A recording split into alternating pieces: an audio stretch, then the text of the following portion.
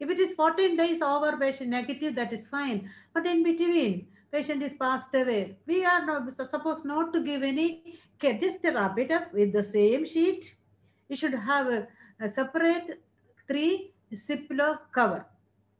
Three Ziploc cover. Big one, long one, as the length of the human. Put it in the one Ziploc and spray hypochlorite solution. Again, put it in another Ziploc cover, sip it, and then the third packet also we have to put the hypochlorite solution. So please, I am sorry again because I should not tell maybe, but this is what we are practicing. So the information should reach the staff. So there should be, don't try to give the care. Spray with the hypochlorite and wrap with the same sheet, put it in 3 Ziploc and pack it off and send to the mortuary. And there is so many steps are there. If it is a local, government should know, corporation should know, and this funeral area should know. If it is a Tamil Nadu, we should inform the Tamil Nadu government and collectorate, etc., etc. I hope that you are also practicing all those things. Place the body in the leak proof. That is what I already told.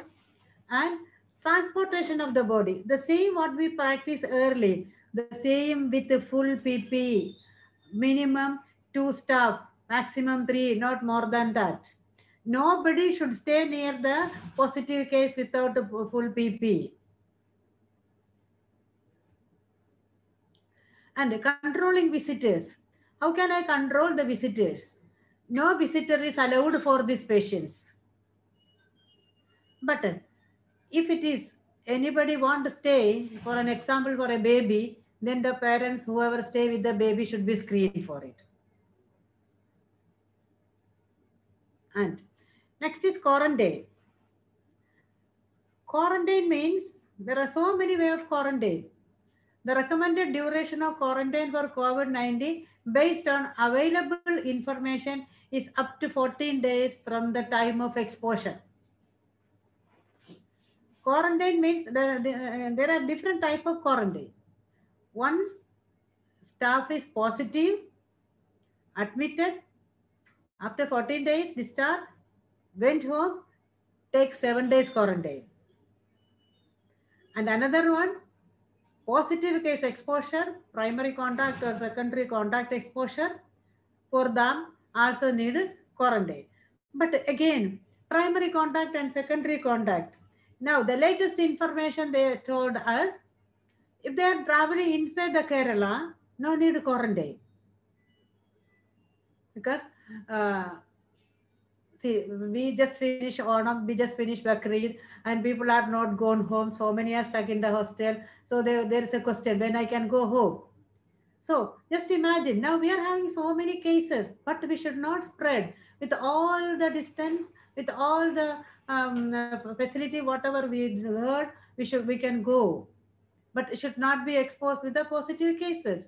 But quarantine again based on risk assessment. Suppose I got a staff positive. Who all are at risk? There is certain questions. Okay, so high risk and moderate risk is there, primary and secondary contact is there, and after becoming positive and become negative, these are the quarantine ethics. So how can I decide quarantine? There is a certain questions for that. Did you meet the person and when did you meet? The question I should ask the staff. How long did you interact? How long you talk with each other? What is the distance? Did the index have mask? What type of mask? Did you use mask? What type of mask? Was any others with you? Any symptoms? One set of symptoms, comorbidities. So these all the questions. So did you meet the person and when did you meet? Suppose I meet my staff yesterday.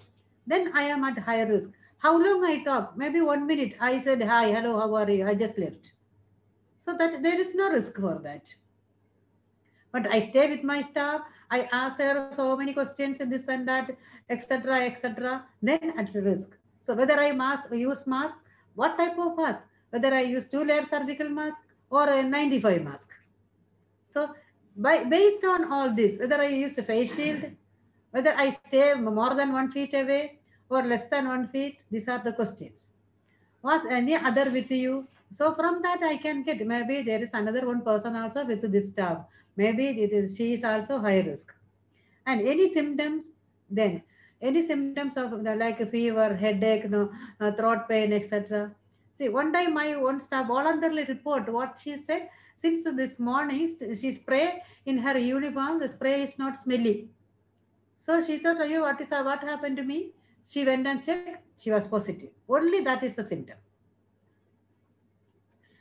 And the comorbidities, of course, like age is a comorbidity, diabetes, hypertension, respiratory illness, these are the comorbidities.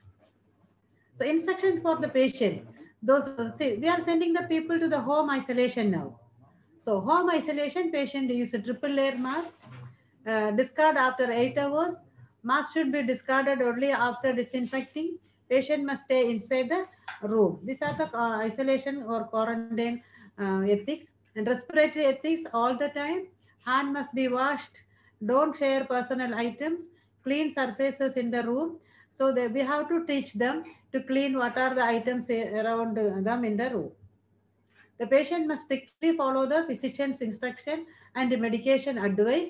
The patient will self-monitor her health with daily temperature and monitoring and report symptoms promptly if develop any deterioration of symptoms, including SpO2 monitor we are sending with the patient. And exposure to the patient. Avoid direct contact, avoid exposure. Food must be provided in the patient room, and they should have separate utensils. Use a triple layer mask when they are in the home itself, home also, and perform hand hygiene. These are the points we have to teach them. And the next is cleaning.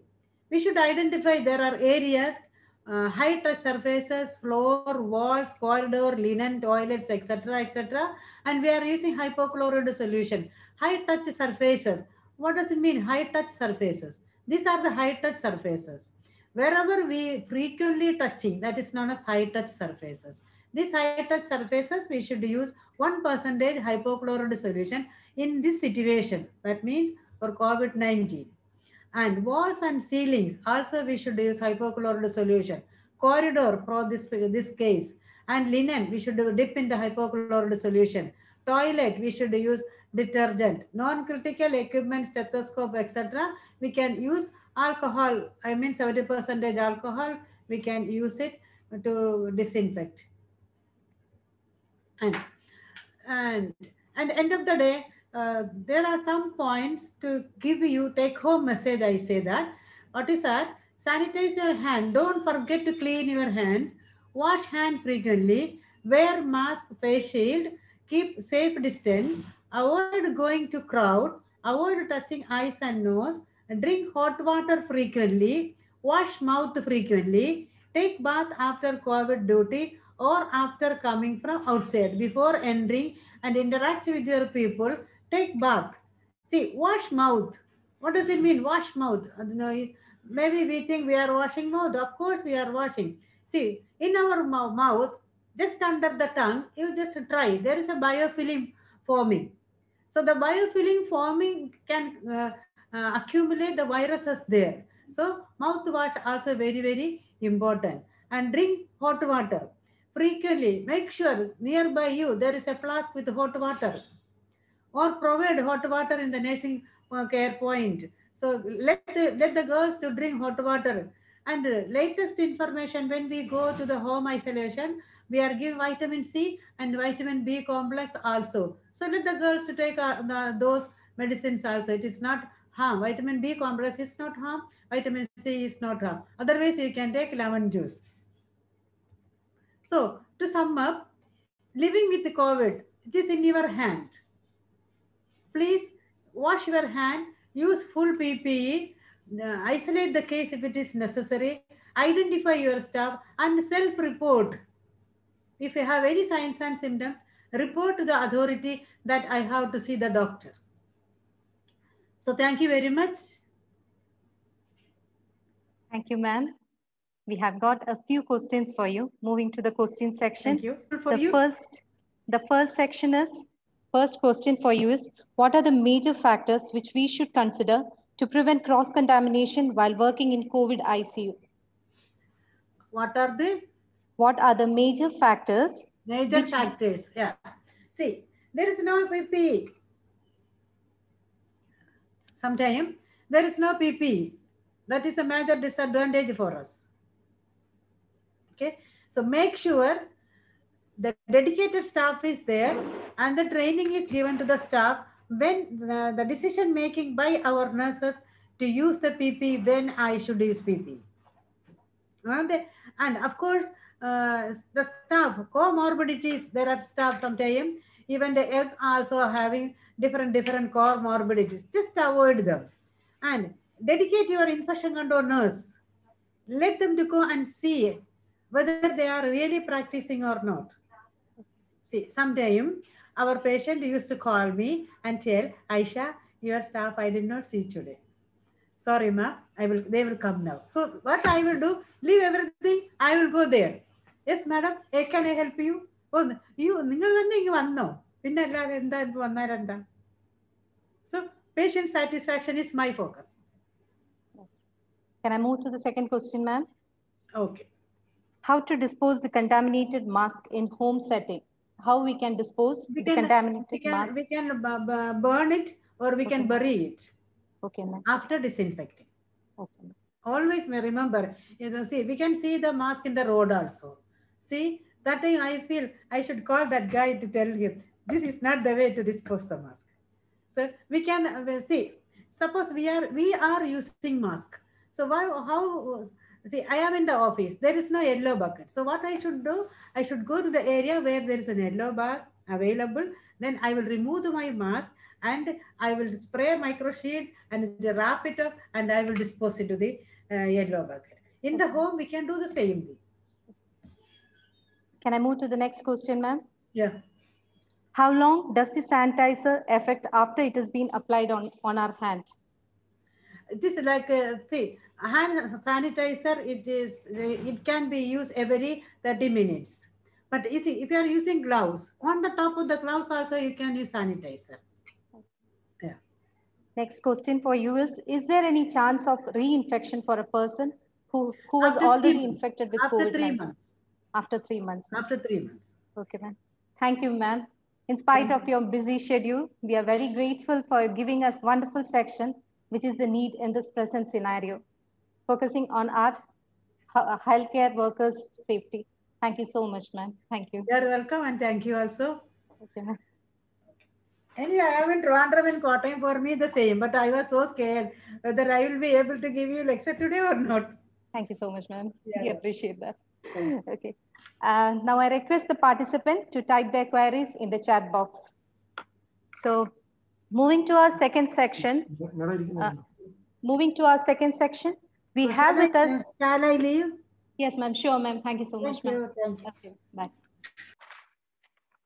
So moving to our second section, we have with us Dr. Matthew Pulikan, HOD, Critical Care and Deputy Medical Superintendent of Pushpagiri Medical College Hospital.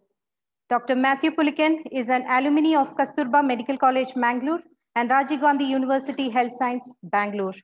He has worked in various cadres in CMC Vellore, MIMS Calicut, Apollo Hospital, Chennai and Mauritius.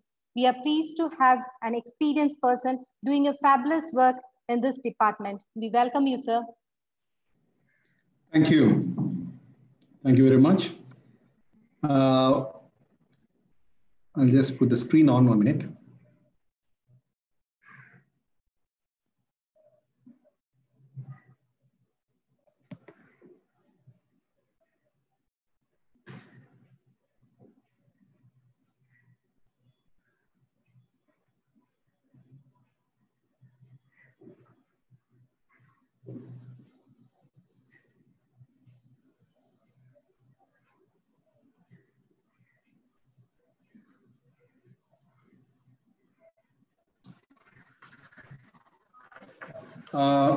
Good afternoon. I hope you can see the slides. Yes, sir. Yes, sir. Okay, thank you very much. So we'll be talking about COVID ICU and the special precautions you want to take in the COVID ICU. Well, as you know, there are a lot of COVID patients who are out there. Out of the COVID patients, around 20% of them, 80% of them are quite comfortable. They usually do not have any problems, and they just need to be at home basically. But we are admitting in Kerala, we are admitting everybody to the hospital, but still they are mostly 80% are quite comfortable. 20% develop serious problems either because of their previous medical conditions or because of COVID itself, they have problems. And around 20% really needs hospitalization. Of the people who are hospitalized, at least 1/4, around 25% of that 20% will need ICU admission. That means around totally 5 to 8% of the total infected population will need to be in the ICU. And some form of mechanical ventilation is needed for around 42 to 100% of patients. That could be either NIV or HFNC or intubation. And overall case fatality rate is around 2 to 3% of the patients who get admitted with COVID. So what we want to do is, there are something for the, for this talk, what you need to learn is, I'll be just talking about how this virus transmits. I think everybody knows about it, but we'll just run through it, go through it once more. This is needed. You need to know how it how the virus transmits to learn how to protect yourself. So that will be the second part, how, because you will be working in the COVID with the COVID patients. Most important is that you don't get infected. The second most important part after that would be how to make sure your patients are not infected, especially if COVID and non-COVID patients are together. You have to be very careful and you have to learn how not to infect your patients. We'll also talk about a little bit about the oxygen therapy, how to give oxygen to these patients in the ICU, and especially precautions that has to be followed during procedures so that you do not infect yourself or other people. So these are the things that we'll be talking about today. So how does it get transmitted? Most of this is spread via respiratory droplets. Now, respiratory droplets are, around droplets that are more than 5 microns. They are released in the air or in the respiratory secretions when the patient is with infection, either coughs, sneezes, or even talks. These droplets can come out of your mouth. If these droplets contact a mucous membrane of another person, that other person can get infected. Now, mucous membrane, normally exposed mucous membrane is eyes, your mouth, and your nose. So eyes, mouth, or nose. If it goes to the eyes, mouth, or nose, you can get infected. You generally will not get infected if these droplets are falling on skin or other areas. So that areas are okay, but eyes, nose, and mouth are very important. Please remember this. Now, the other way it can spread is these droplets will fall on objects or on the surface. And when you touch the surface, it can infect your hands. And if you put your hands again in your eyes, nose, or mouth, and with an infected virus sitting there, you can infect yourself again. So this is the second way of getting infected. And droplets normally doesn't travel more than around 6 feet or around 2 meters. And it do not linger in the air. It usually falls down very quickly. So I'll just show you this picture. When you cough, you have these droplets that comes off. If this droplet hits somebody else's mouth, eyes, or nose, it can go into the lung also, and then you can get infected. That's one way. The second way is when you cough, it will fall on surfaces. You touch that, and then your hands get infected. You don't see that because viruses are so small, you cannot see the virus. And then if you put that dirty hand in your mouth or nose or or on your eyes, you rub your eyes with that, you will get infected. So these are the two ways you can get infected. And this is what we are preventing by using a N95 mask or a normal mask so that your eyes and nose are covered. And if you put a face shield, your eyes are also covered. So droplets will not go and touch your eyes, nose, or mouth if you are wearing a face shield and a mask. The second most important thing is to wash your hands. So every time you touch something, wash your hands before you touch yourself, especially your eyes, nose, or mouth. Especially if you take your hands to your head area, please wash your hands before that. So please remember this. Now, however, that is not all there is sometimes, because we are still not very clear about how it transmits. We think mostly it is because of droplet, but in certain situations, there can be airborne transmission is by particles which are less than 5 micron. Normally, it is more than 5 micron. That is, the human hair is around 60 to 120 micron wide. And if you look at the small little dot there, that is around 5 microns. Now, anything more than 5 microns will drop down within around 2 feet, 2 to 3 feet, or 1 to 2 meters. It will not travel further than that. But if there are small particles here, which are smaller than 5 microns, it can actually linger in the air. It will just travel on the air itself. It will not fall down. And those particles can travel very far. It can stay in the air for up to 2 to 3 hours. And if you go in, you might breathe it because it's very small. And when you breathe with the air, it will come into your nose and your lung. So this is called airborne transmission. We are suspecting that in some certain cases, COVID can become airborne. And if you are suspecting airborne transmission, you need to put an N95 mask to prevent airborne transmission. So that's why we all give most of you N95 masks for COVID, taking care of COVID patients, because there can be or there may be airborne transmission.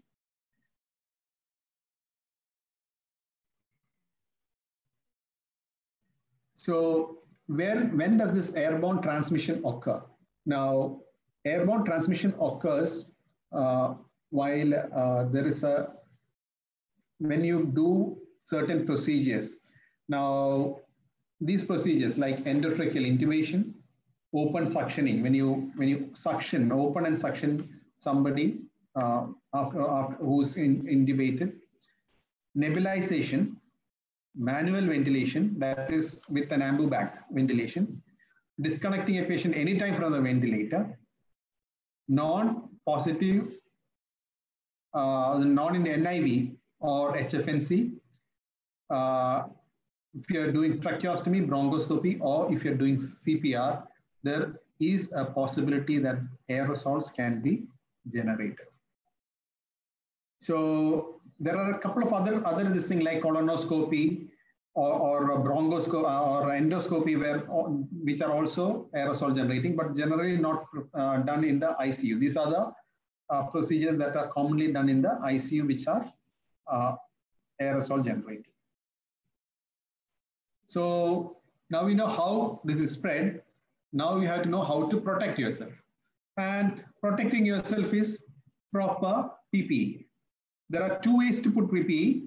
This is from the WHO site. You can either wear a coverall type, or you can wear a gown type of PPE.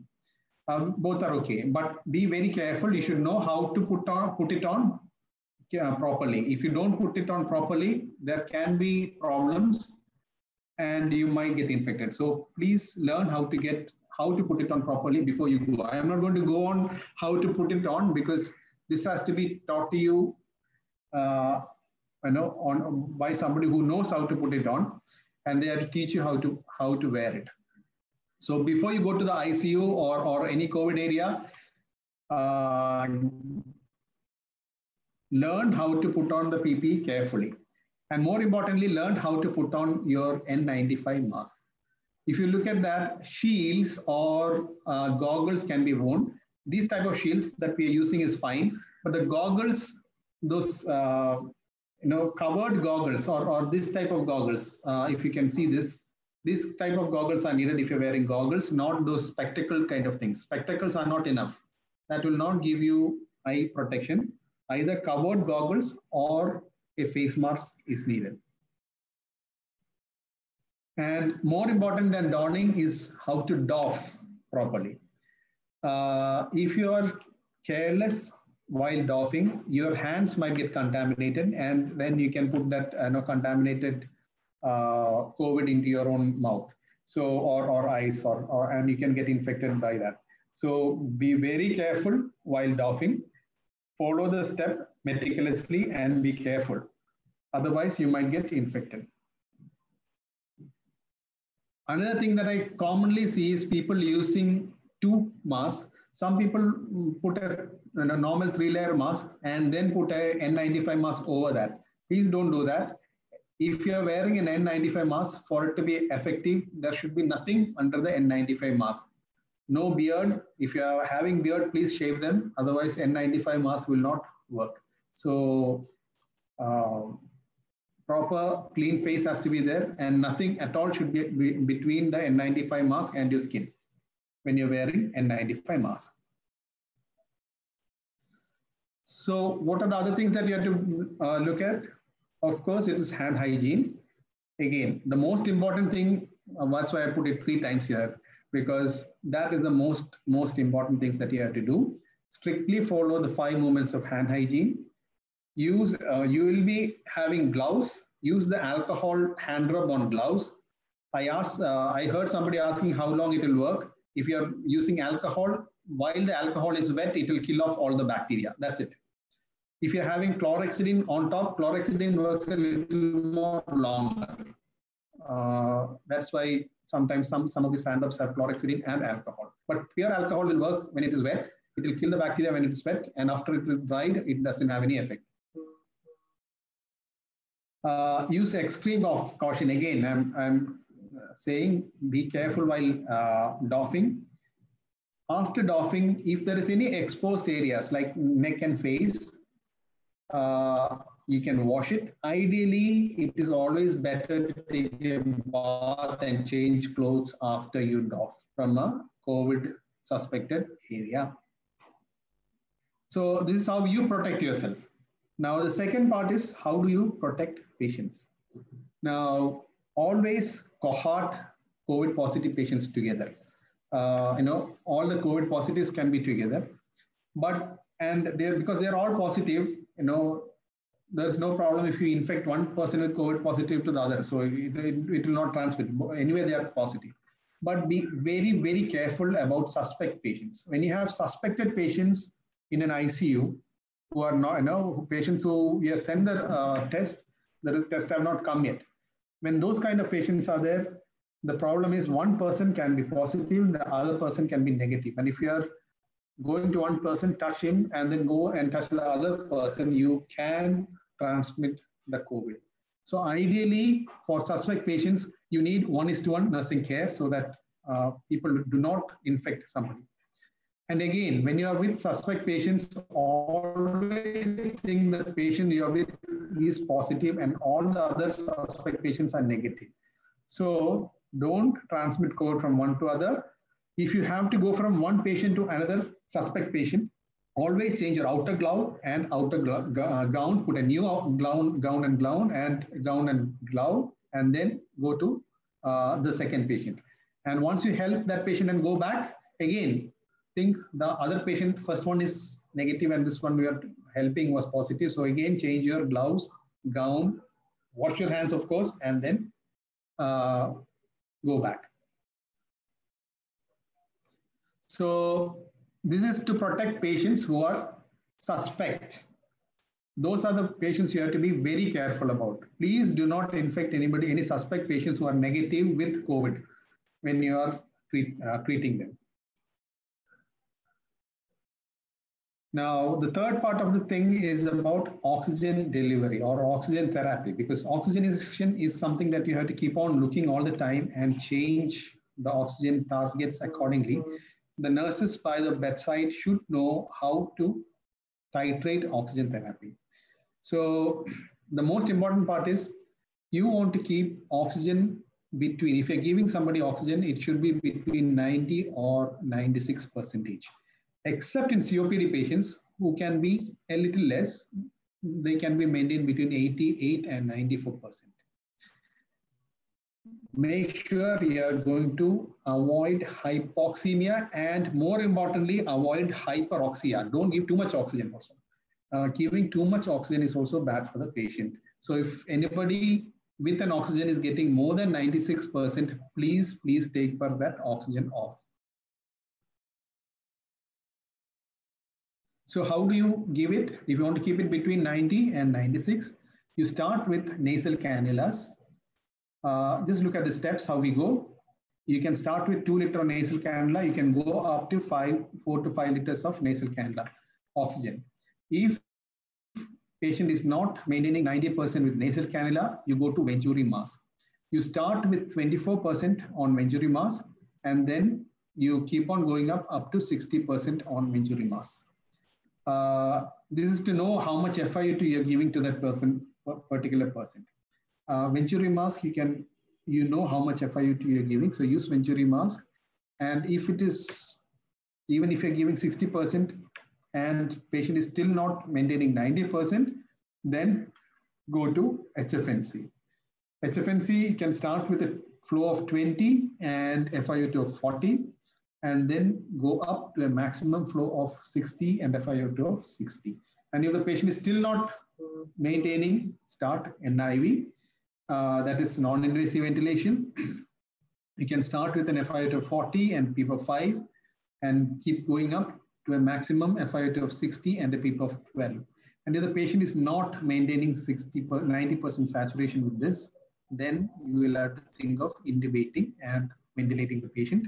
You have to intubate and prone the patient and go according to the ARD's protocol for ventilation, which the doctor will help you. So again, on ventilated patients, you have to adjust the PEEP and FiO2 to maintain a saturation between 90 and 96.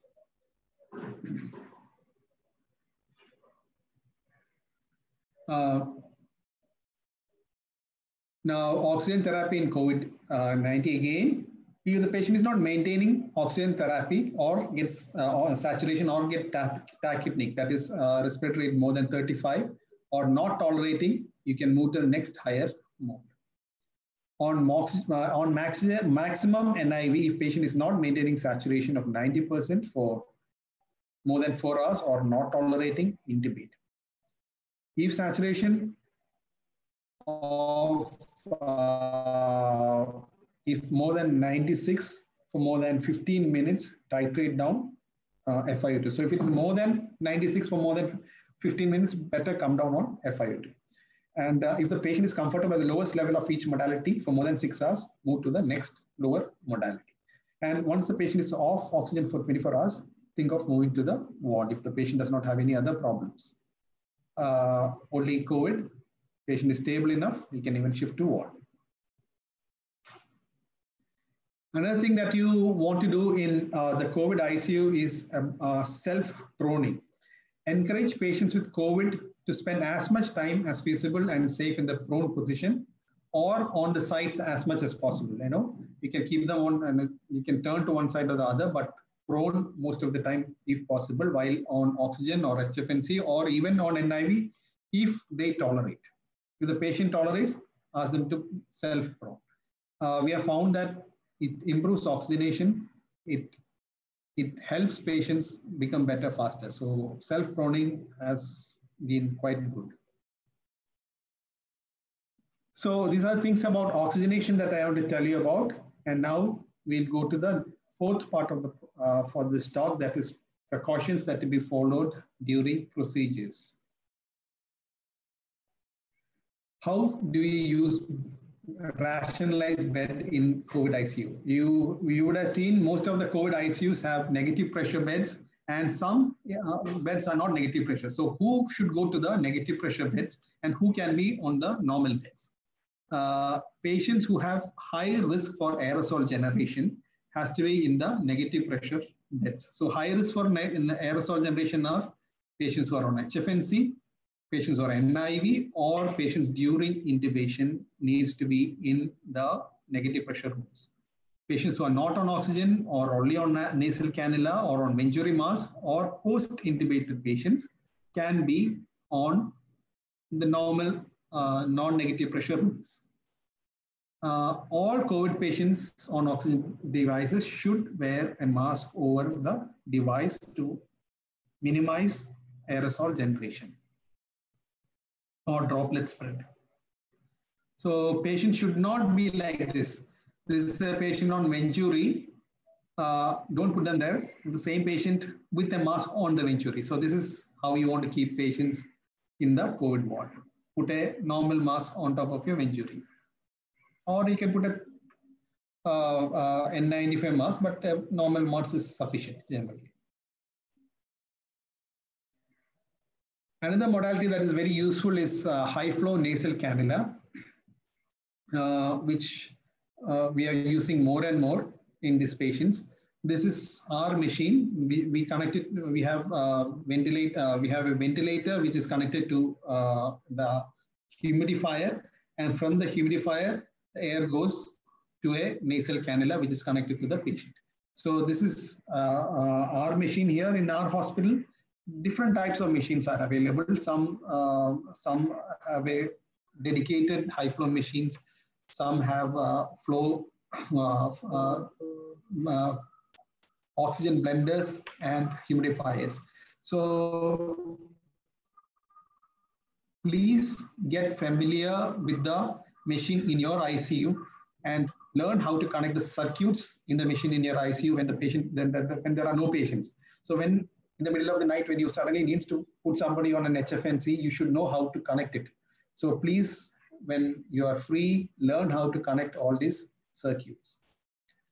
Now, this is an aerosol generating procedure, high flow nasal cannula. So ideally, these people need to be on a negative pressure isolation room. Place surgical mask on these patients, especially if the patient is in a negative pressure room, they can take it off when there is nobody else in the room. If a healthcare worker comes to them, ask them to put the mask on before you enter, so that you can reduce the chance of droplet spread or aerosol generation. And this is NIV. Always use a good mask with a good seal. If the seal is not proper, there will be leaks and there will be aerosol generation. So a mask with a good seal is generally needed. There are two types of NIV, where we use the ventilator and we connect it to the patient. And there are some other machines where you have portable devices with single limb. The single limbs have orifices on the mask where the oxygen is or the air gets out through the mask. Those machines have high chance of aerosol generation, so please don't use it. If you're going to use an NIV, use a full ventilator or ICU ventilator with a dual circuit should be used to connect NIV. So please use that. And another very important thing is, this is the expiratory port of the ventilator.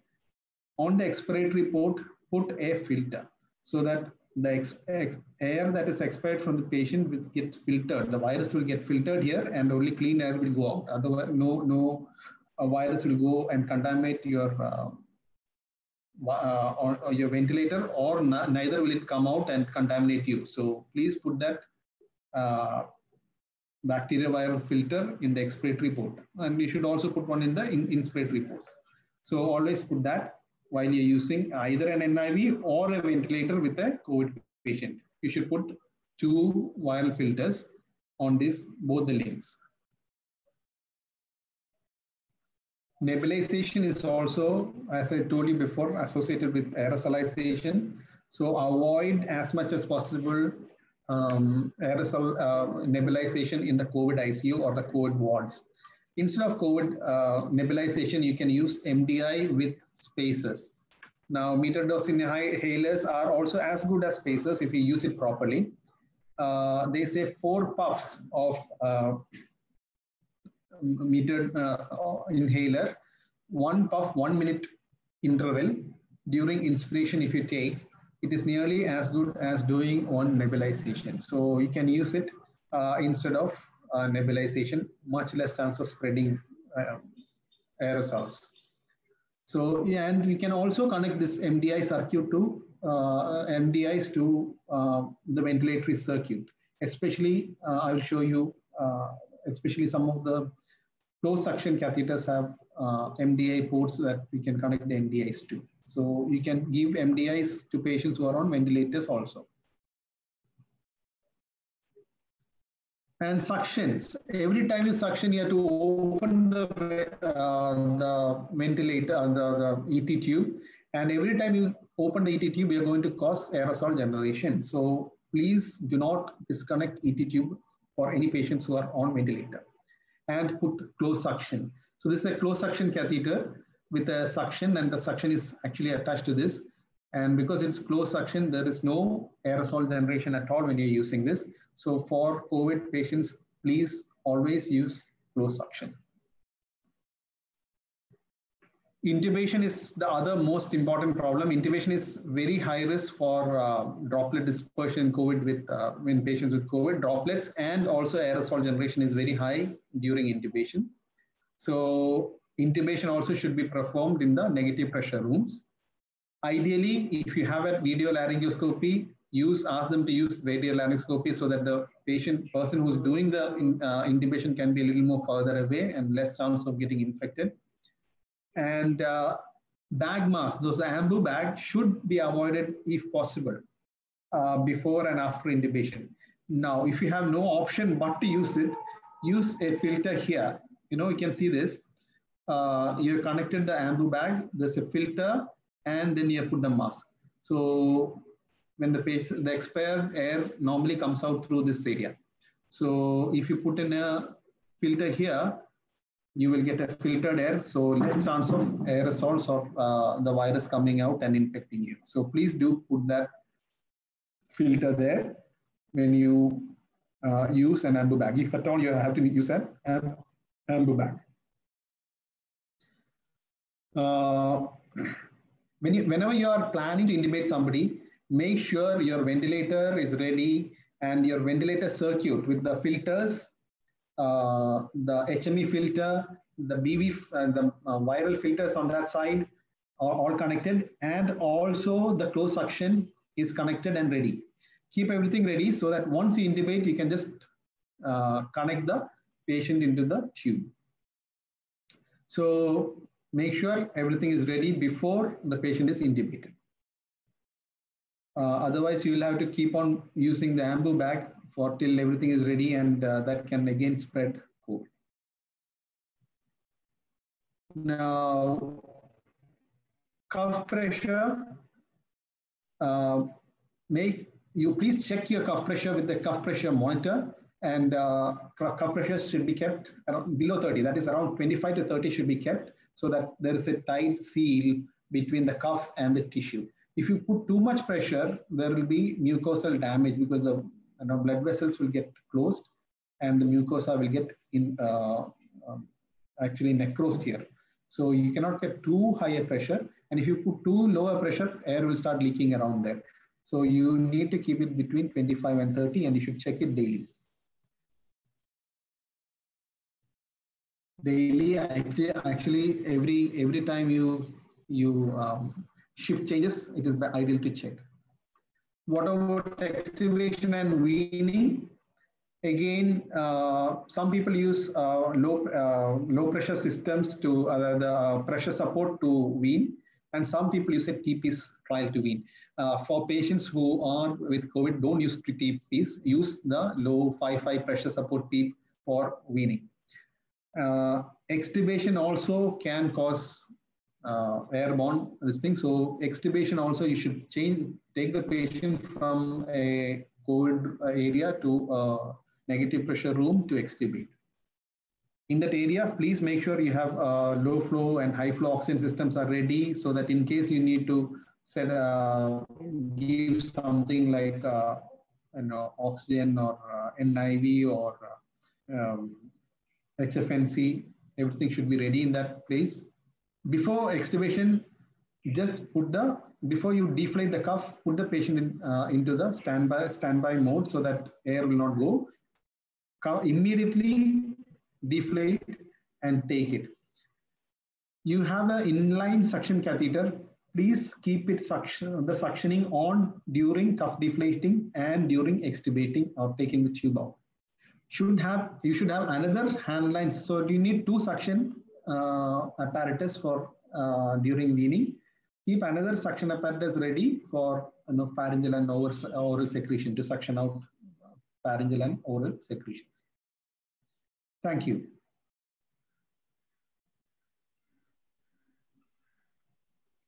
Thank you, sir. It looks like we have got some few questions for you, sir. Our first question is, how can we distinguish common cold and COVID-19, sir?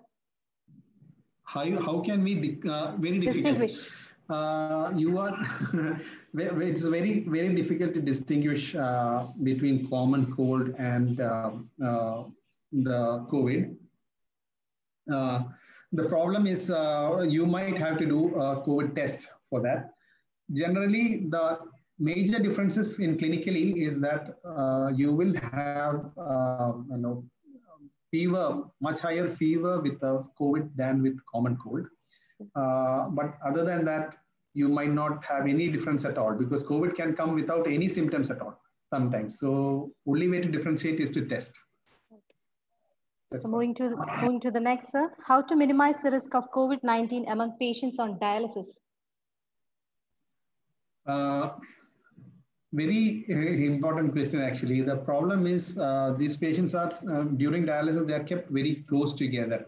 So I think what we should make sure is getting them a N95 mask when they come in and making sure that they keep it properly till they go out should be done. Second, most important thing is in some areas you can do antigen test for these patients before you can come in for dialysis, but that will increase cost to do every time an antigen test before dialysis. But that's also something that can be thought of. Moving to the next question, sir. Is there any criteria to use BP apparatus or any other equipments before and after using COVID patients? Yeah. If you're using on COVID patients and you're going to go to a normal patient or a suspect patients, it is better to clean it with alcohol or alcohol wipes. Now, you get the BP apparatus that you're using in the ICUs are with plastic. There are BP apparatus which are with cloth. Please don't use that in the ICUs because you will not be able to clean it. So with the plastic cuffs, you can clean with the alcohol and then you can change it from one person to the other. So the next question for you is, do proning as part of ARDS management increase the exposure of risk to healthcare workers? No. Once you are, if you are putting, if the patient is on a ventilator and if you are proning, be very careful that while you are proning, you do not disconnect the ventilator. If the patient's ventilator is not disconnected, there is no extra problem with there is no extra exposure to the patient. If the ventilator gets disconnected, there can be a little bit more exposure to the healthcare workers. Next question is rapid antigen test result is 100% correct? Can we trust on the result? No, none of the tests are 100% correct. COVID PCR is the best that we have, that is around 60 to 70% accurate. So that means 30% of the time in PCR itself, it is not accurate. Antigen very often can become false negative. If it is positive, we can trust that it is positive. But if it is negative, you can never say. Patient can still be having COVID. Well, thank you, sir, for this wonderful brainstorming section and for covering the practical aspect that each nurse should know while working in a COVID ICU. Thank you so much, sir. Thank you very much. Thank you. I request the participant to type their queries in the chat box. Okay, now moving to the last section for today, we invite Ms. Kanuvi Dev, Nurse Manager, Training and Development, KIMS, Trivandrum. She pursued her graduation and post-graduation in nursing from Amrita Institution of Science, Kochi. She is a JCI-trained prime champion in IV therapy. She is involved in implementing the NABH standards in KIMS Hospital. We are very happy to invite the young, charming, vibrant person to reboot us today with the topic Quality Standards Revisited. We welcome you, ma'am. Thank you, Ms. Ronnie, for the warm welcome. And first and foremost, I would like to appreciate the Pushpagiri College of Nursing Medical Surgical Department for organizing such a wonderful informative session. And I really would like to thank the previous speakers just because they had made my task a bit more easier. Just because I have prepared a whole lot of things to explain, but they have beautifully explained the things in a very simple manner, and actually it was very much informative so that I can clearly focus on the nursing standard aspects. So I will move on with the session. As you all know that this coronavirus disease has been rapidly evolving as a worldwide pandemic. So when we are focusing on the critical care aspects, certain things, certain standards need to be focused whenever we are planning to take care of a critical ill patient. So to start with, I've been asked to discuss to identify the quality standards to be maintained in the COVID ICU. So what I have done is like I have categorized it in as follows. That is, COVID-19 quality standards of critical care can be discussed under the following headings, like preparation and implementation of rapid identification and protocols for ICU and bed management.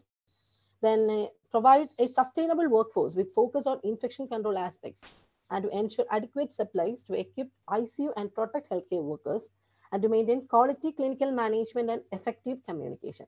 So if I make this a bit longer, it will be difficult for you to understand.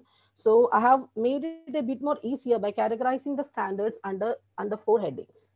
That is quality standards in critical care, that is in COVID-19, while caring COVID-19 patients in critical care setting, we can categorize the standards focusing on 4 major aspects.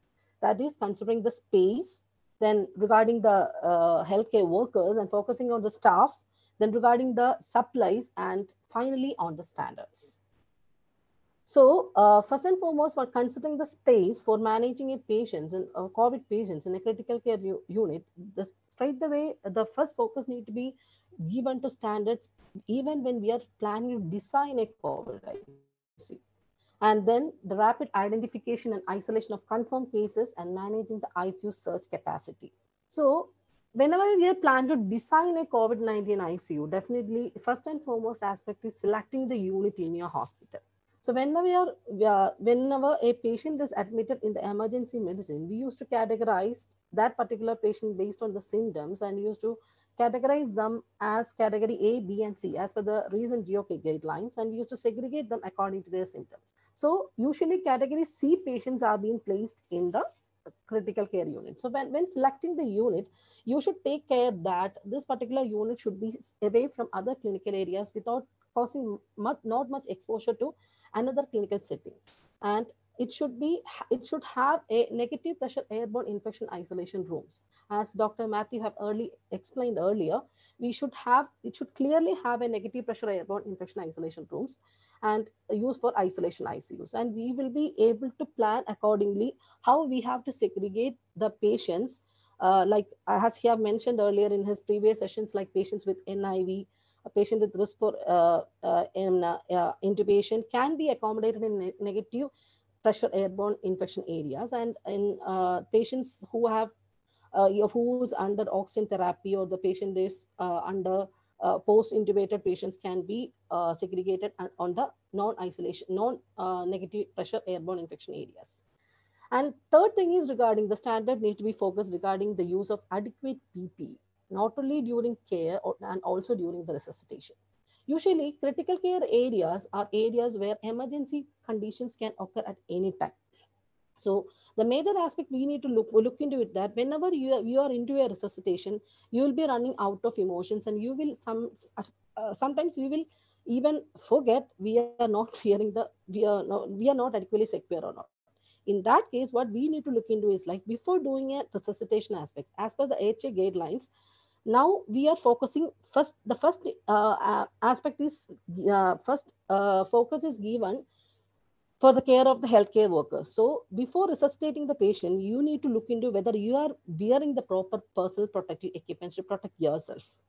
And whenever you are doing aerosol generating procedures or something like that, you should make sure that you are wearing the proper resuscitation PPEs, or you are safe by yourself.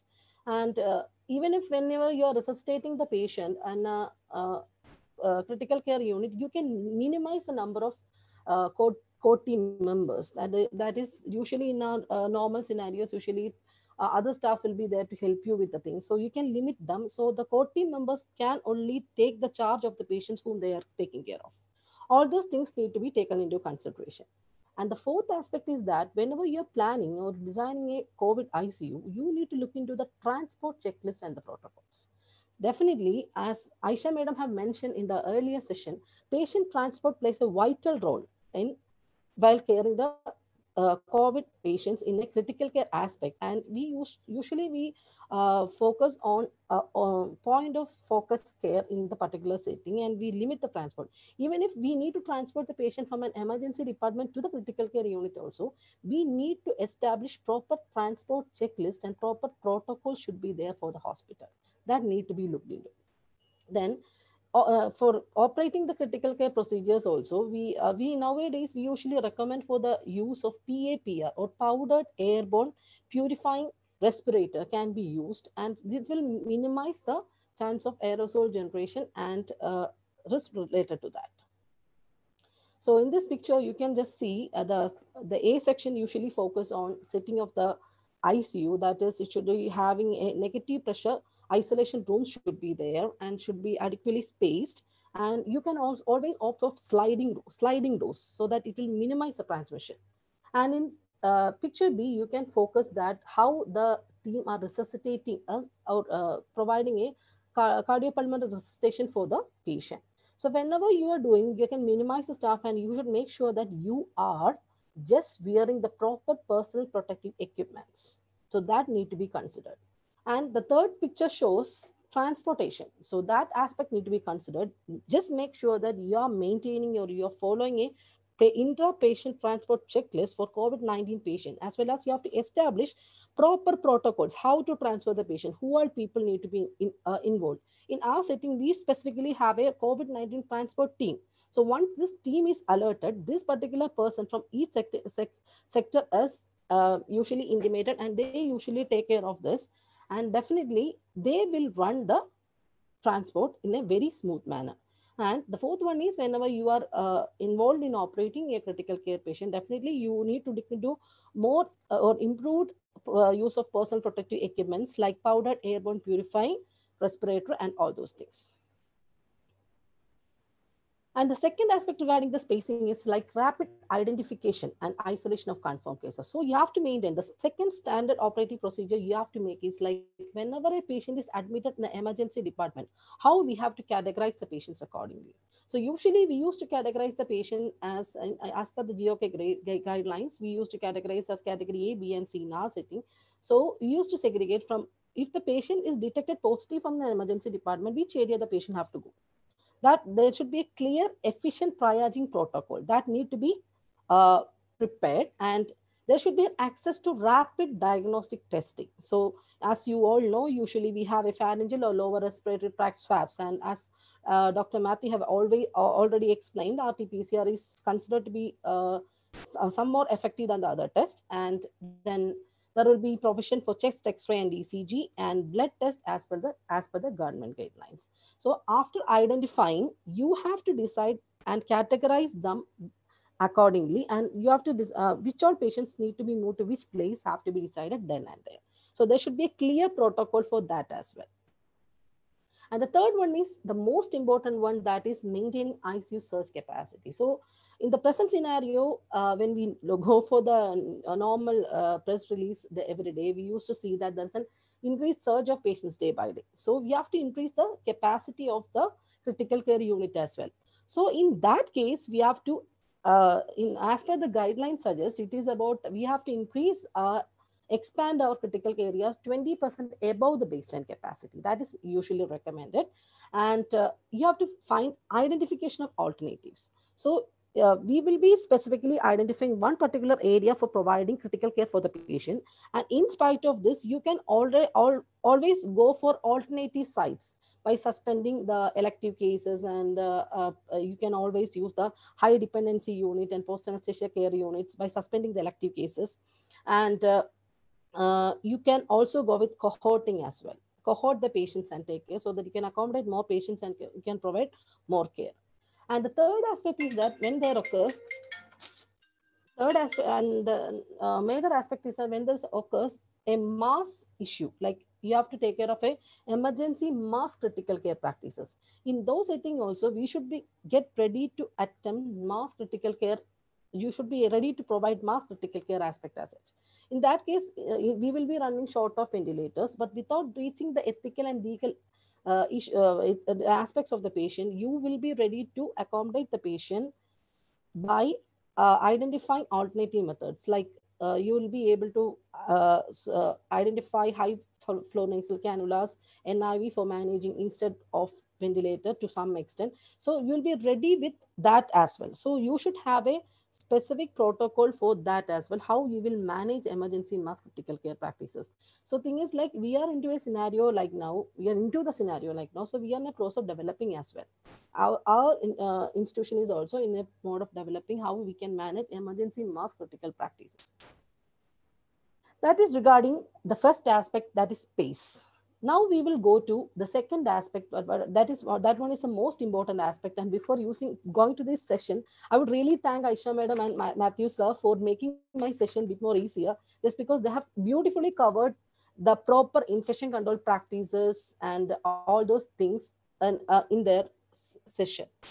So whenever you are setting a protocol for staff management, the 4 aspects need to be focused. That is proper infection control practices, then how we can educate and retrain them regarding the COVID aspects. So whenever the normal management of patient in critical care will be different from taking care of a patient in a typical pandemic. So we have to focus specific education and retraining for them, and you have to focus training have to be given in various aspects. And the next one is segregation and surveillance, and I'll be going to detail of each one of them. But first and foremost, how we can incorporate, or we can prepare an SOP of proper infection control practices. When you are preparing a standard operating procedures related to infection control practices in critical care areas, specifically you need to focus into 3 aspects. That is, first one is the general measures that was already been covered by Aisha madam. Then aerosol generating procedures, again beautifully covered by Dr. Matthew. Then I will be speaking about the ICU specific measures. So you are already came with general measures like use of PPEs, then effective contact tracing, strict hand hygiene, and all those things have been beautifully discussed. And in the general measures, you need to look into the biomedical waste management, the donning, doffing aspects that have to be provided, the training for the staff regarding the infection control measures. All these things have to be looked in general measures. Second one in aerosol generating procedure that Sarah have already explained in detail. That is, whenever you are focusing or preparing a standard on aerosol generating procedures, definitely you need to look into that. Whenever you're performing an aerosol generating procedures, you need to do it under airborne infection isolation. That we've done in airborne infection isolation route or negative pressure routes. That need to be looked into. Then you have to look for any alternative therapy. You can you always encourage to do an aerosol generating procedure only if it is clinically indicated. If you can avoid the scenario, try to avoid it. And you can consider for alternative therapy. Say, for example, if you are to nebulize the patient, you can use alternatives like the use of inhaled meter dose index inhaler with or without a spacer can be encouraged. Then The conventional oxygen therapies now is now sitting like the NIVs, and HFNC, and can be replaced with an early intubation if indicated. So you can control the aerosol generating procedures, and definitely there should be a guideline for each institution to control and prevent the aerosol generating procedures. And it can include the use of PAPR, that is powdered air purifying respirator procedure to be done in AI room. All these things can be included in this aerosol generating procedure protocol. And the third one is ICU specific measures. So what are things we can do in order to prevent infection control, in order to control infections in the ICU settings? In that also, sir have already explained regarding considering of HEPA filters. You can use HEPA filters and expiratory port in breathing circuits, then bag mask, ventilator, in NIV mask interface, all those things you can use. Then the use of HMEs, heat moisture exchange filters, can be encouraged. And the open suction can be replaced with a closed suction, as Dr. Matthew have beautifully showed the pictures as such. Then measures to reduce dispersion of aerosol during intubation. So the use of proper PPEs, PAPs can be encouraged. Then the second thing is like you have to segregate the ICU equipment. So that you will be using, whenever you're taking care of a critical care patient, you are most probably we will be using point of care ultrasound, point of care extra portable X-ray machines are used. So the particular machines which we are using for this particular patients in the COVID-19 area can be segregated and used for them only, so that you can prevent cross contamination. One of the question was previously asked was like that. This is one of the method, that is segregating the equipments, is to prevent the cross contamination. So this is regarding the infection control practices that we have to follow. Then going back to the second thing, that is education and retraining. It's one of the major aspects. So lack of knowledge is something that lead to ignorance. So what we need to look into is like training the staff regarding the proper things, starting from donning, doffing to taking care of the patient, use of HFNC, use of NIV, proper sealing of the mask. All this need to be, you have to identify the topics in detail, and we need to look into, and we can use now in the present scenario, it is difficult to conduct face-to-face classes. So as like this webinar and something like the video recordings, we can focus, and we can focus on educating the staff. Not only educating, the retraining need to be needed. So you should ensure education and retraining of the staff, so that we can, so protocols need to be prepared regarding the education and retraining as such. And the third one is segregation and surveillance. So we will be posting particular staff in the COVID ICU. So in as per the GOK protocols, when usually we are utilizing the staff in the COVID ICU is the COVID care areas are not utilized in other areas. So we used to segregate them, and we used to plan their duties, and we used to plan their leaves, and they should be properly surveyed as well. Proper surveillance will be given to them as well. So daily temperature surveillance and symptoms monitoring need to be done. So in our setting, what we have done is like, for surveillance, in spite of the normal temperature checking, we have volunteers in clinical volunteers in the areas. They when the staff came for the duty, definitely they will look into the signs and symptoms. If the healthcare worker is presenting with any signs and symptoms, definitely there will be provision to lead them or make them to go to the fever clinic and utilize the facilities over there. And if sometimes the patient person may be symptomatic, sometimes the patient may be asymptomatic. So if the staff is feeling any sort of symptoms or any sort of illness, definitely that is looked into, and they are led to the fever clinic prior to the duties. So that includes the segregation and surveillance of the staff. The duty of this particular staff need to be looked into, and they should be given they should be properly quarantined after the duties as such. And the next one is like maintaining manpower capability. So maintaining manpower capability means sometimes we will be running out of staff. In that cases, we can utilize ICU critical care experienced staff from other areas by suspending non-elective cases, high dependency area staffs can be utilized. So manpower capability, maintaining manpower capability, we should prepare standards by focusing on how we can organize our staff, how we can control our staff, how we can organize our stuff, how we can organize the duty of the staff, how we can accommodate or how we can control the staffing, and all these things should become under manpower maintaining the manpower capability. So that is regarding the staff. So I have covered two aspects. That is, first one is the space and second one is the staff. In staff, you have looked into infection control practices, education and retraining, segregation and surveillance, and maintaining a manpower capability.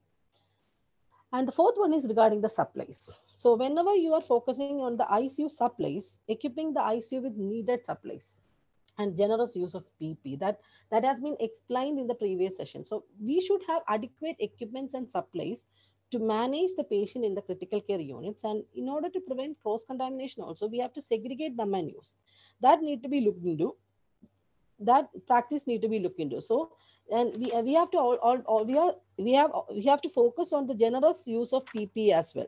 Generous use of PP, and you can extend or limited reuse of N95 respirators. Just because we are directly involved in taking care of patient with COVID-19, you can limit the reuse of N95 respirators, then consider alternative for N95 respirators, then obtain alternative source for mechanical ventilators. All these things can be considered. So you should maintain or you should create a standard specifically focusing on managing the supplies over the critical care areas. And the final one is like standards. That is a most important one. So maintaining the standards means management of critically ill patient, management of critical illness from COVID-19. So in considering this aspect, it has been beautifully covered by Dr. Matthew, how we can manage a critically ill patient from COVID-19. So starting from the understanding of the disease condition and understanding the standards, understanding the standard operating procedure, that is regarding how we can manage the patient, how we can take care of the patient, controlling the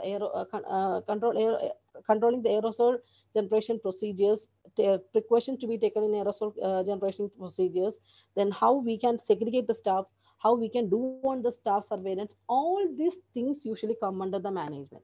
So whenever you are ready to manage a critical care patient, all these standards need to be considered. So management of critical illness from COVID-19 include understanding the disease condition. So you should understand how we are categorized the patient.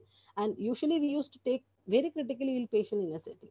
In that case, what we have to do is like, you should identify what are the management we used to do this critically ill patient and how we should segregate the patient. So the patient need to be managed under a negative pressure rooms. So what all patient can be taken care in negative pressure rooms, what all patient can be taken care in normal areas. All this need to be considered. Then the procedures need to be considered. The precautions need to be considered. All those things are to be considered whenever you are managing a patient with critical illness with from COVID-19. And second aspect is like standard is like regarding the aerosol generating procedure, that is intubation and airway codes.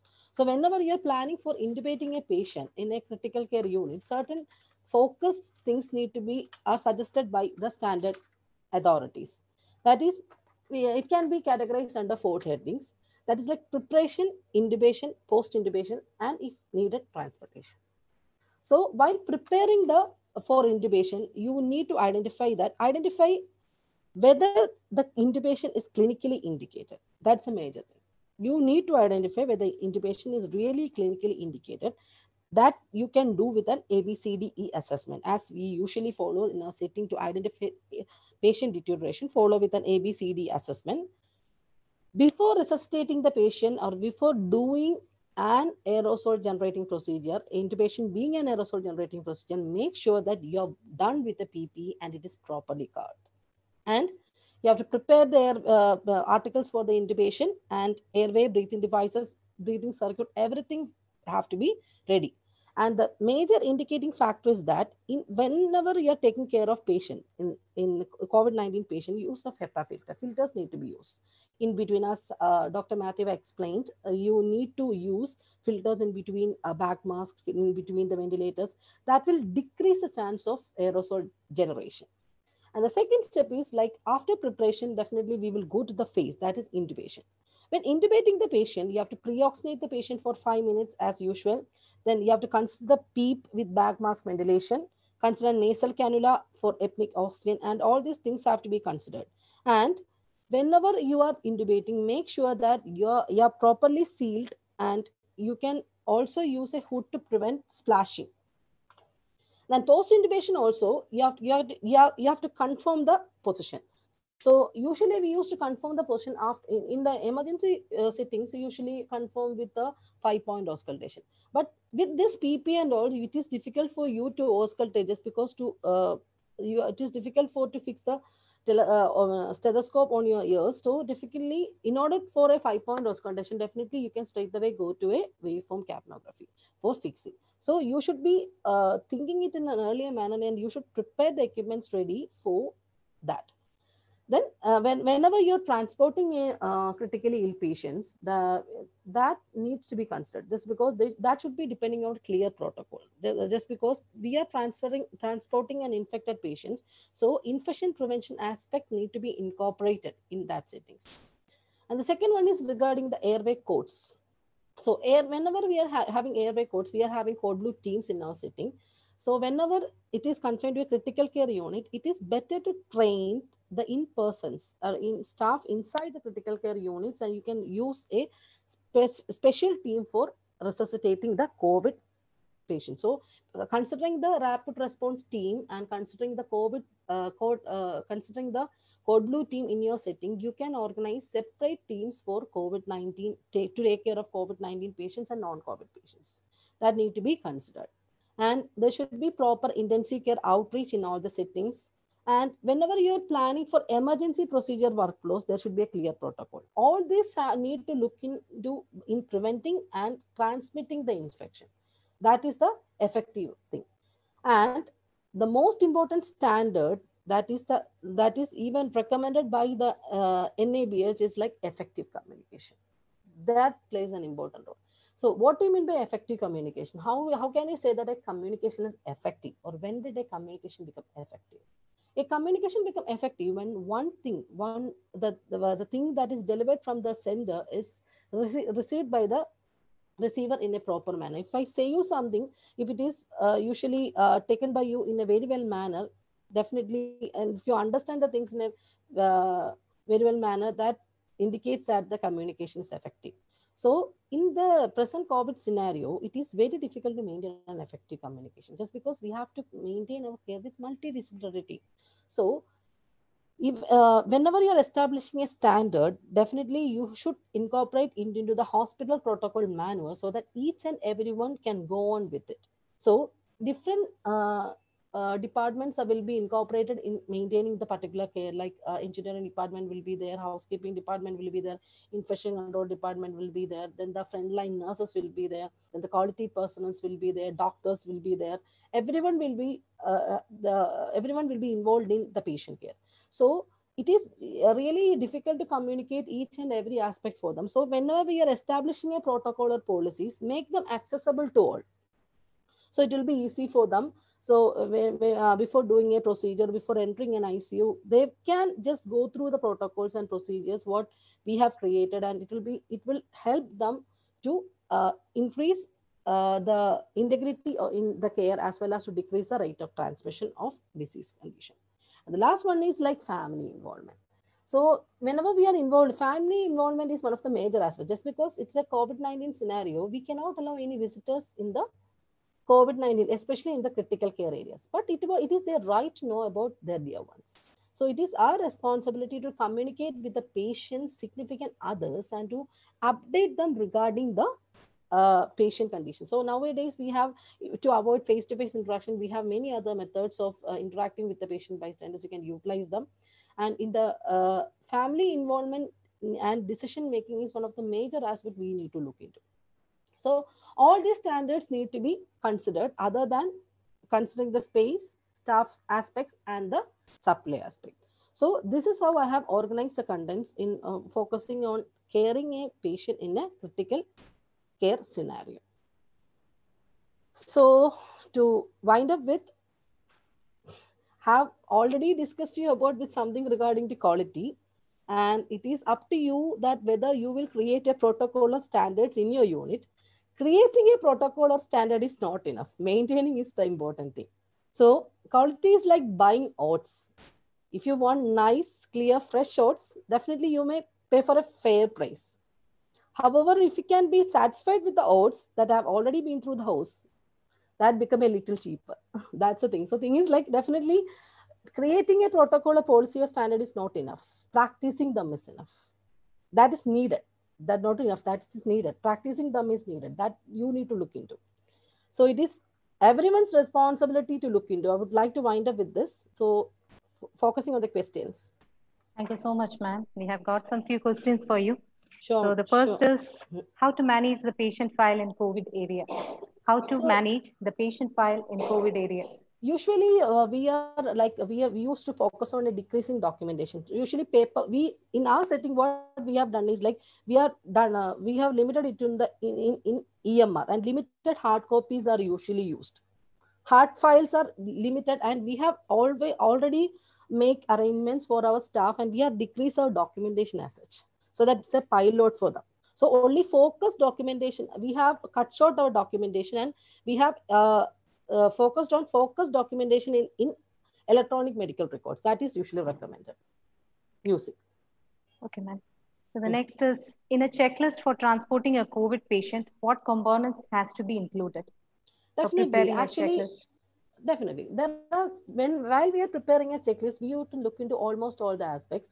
For that, you will get standard checklist from many of the guidelines and many of the things, and we need to look into starting from the things. That is, in our setting, we have specific headings like how we have pre, intra, and post.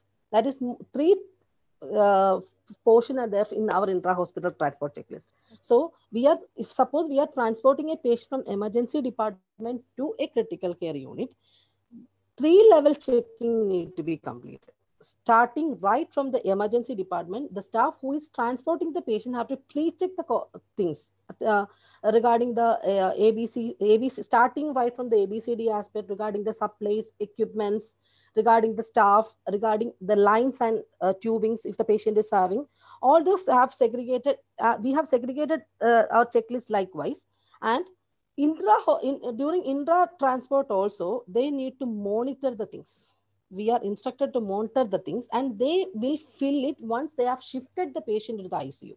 And during the handover, the patient, the staff who is handing over the patient as well as the staff who is receiving the patient will counter check at the major priorities. And you have asked me what are the criteria we can include. Like we have included is like maintaining the airway, maintaining the assessment, initial assessment like ABCD assessment that covers all. Then second one is the vital parameters while shifting the patient, the major vital parameters. If the patient is on a portable ventilator, the ventilator parameters are included.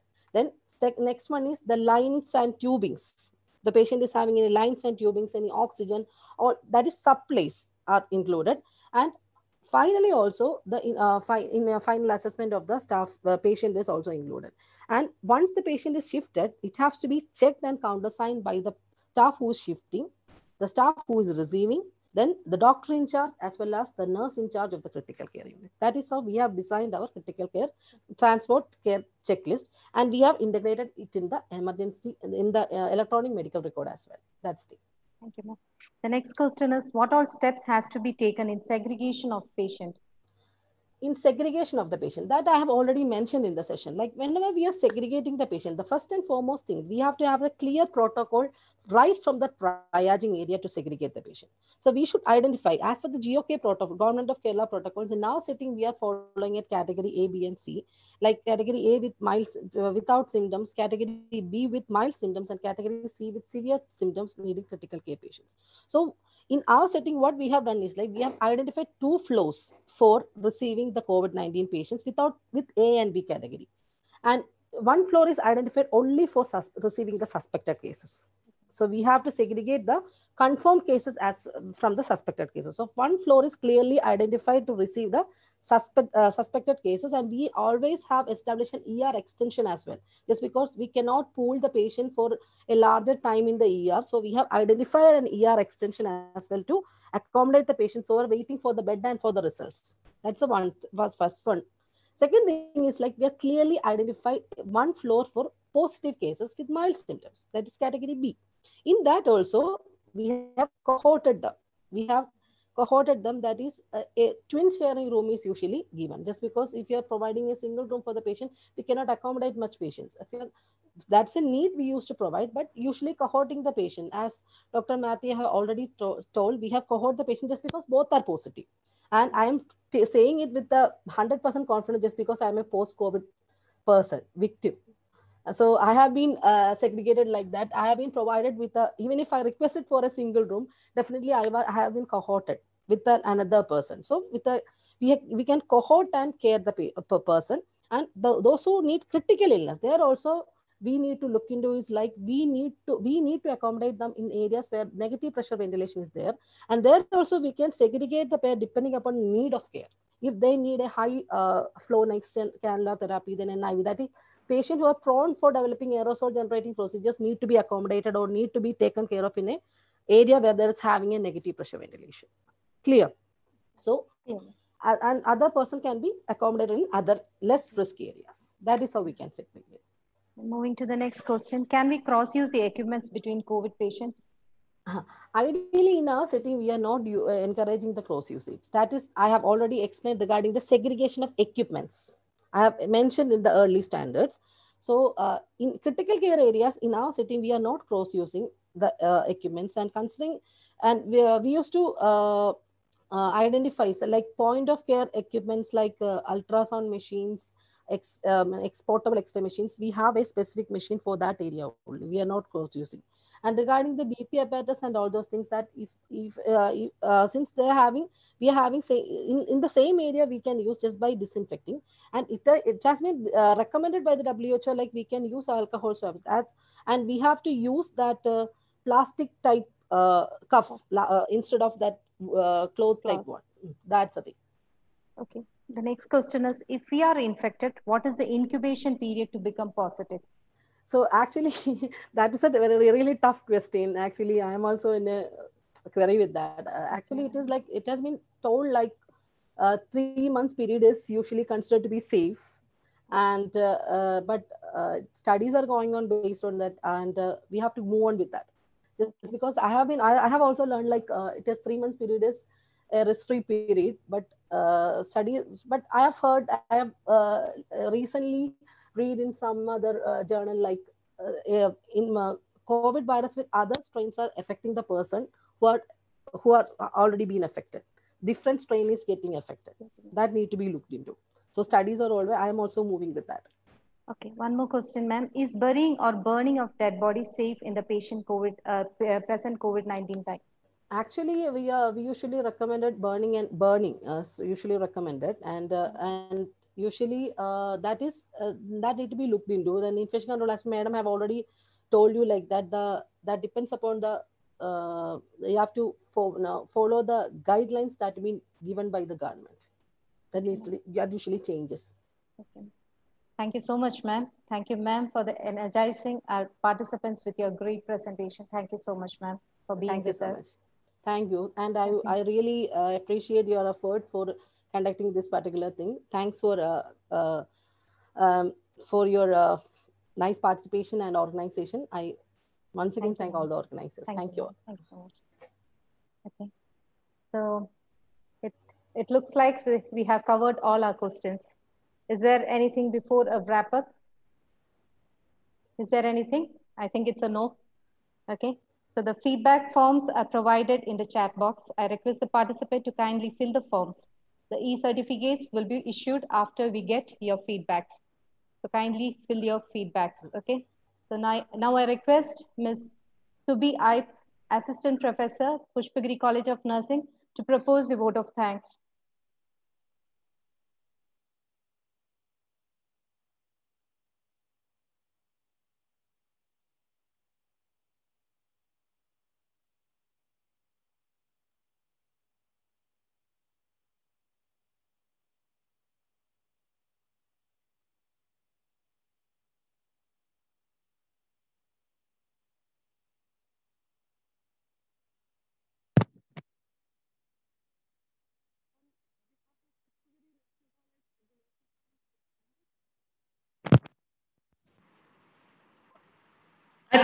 Pushpagiri management for the support and giving an opportunity for organizing this webinar. We are grateful to Reverend Father A.B. Vadakumtala, Director, for his guidance has always encouraged us. I would like to thank Reverend Father Thomas Pariyar, Hospital Administrator, for inaugurating our webinar with his inspirational words. I would like to extend my thanks to our dear Principal, Professor Sister Therese S.I.C., for her constant support and guidance for this webinar. From the bottom of the heart, I thank Professor Enchini Devi, Vice Principal, Pushpagiri College of Nursing and HOD of OBC Department for her great message and encouragement. I express sincere gratitude to our resource persons, Dr. Matthew Pulikin, Ms. Aisha Mubarak, and Ms. Kanuvi Dev for accepting our invitation and for their informative and interesting sessions.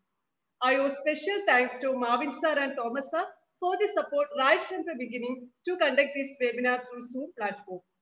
My heartfelt thanks to Mrs. Sarigaja Teresa, HOD Medical Surgical Department and Nursing Superintendent PMCH for her constant support, hard work and guidance for making this webinar a success, and all the faculties of Medical Surgical Department for their cooperation. I thank all the HODs, teaching and non-teaching staff of PCOD for their valuable support. Last but not the least, I wholeheartedly thank all the delegates for their active participation for making this webinar a success. Once again, thank you all. Have a great day. Thank you, ma'am. A great thank you to everyone. We appreciate you for being here. A big thank you once again from Pushpagiri family. Meet you soon. Be safe. Thank you.